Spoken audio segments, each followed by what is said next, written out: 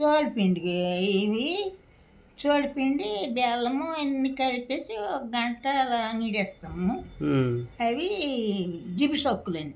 అదే జిబ్బి సొక్కులు చేసేవాళ్ళం కదా. జిబి సొక్కులని అది ఎలాగ ఆకుల ఆ ముద్ద అలా ఎట్టి తప్పిళ్ళ కింద ఒక కొప్పేట బొమ్మలించి నీళ్ళు వేసి వాటి మీద ఈ ఆకుతోటి ఎడతాం.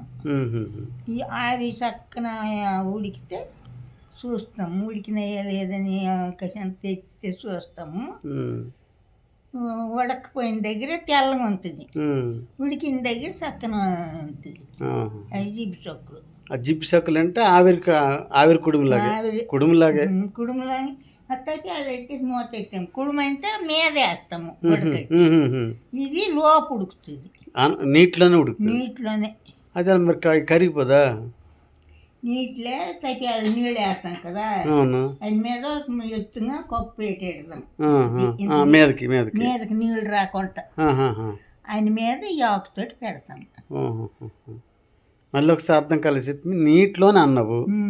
ఎలాగ నీటిలోనంటే నీటికి పిండి తగలదు కదా, కొద్దిగా మీద పెడతాం, ఆవిరే వస్తుంది, ఆవిరిలో ఉడుకుతుంది.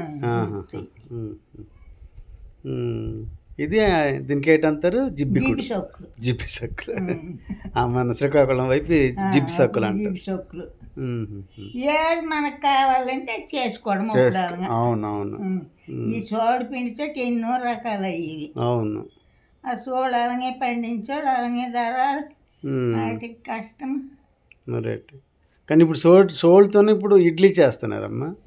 ఇడ్లీ కుడుము చేస్తున్నారు అంటే ఇడ్లీ చిన్నగా పిండిక సోడిపిండి వరిపిండి కలిపి గల్ల చేస్తారు రుబ్బేస్తారు. మరి తెలదు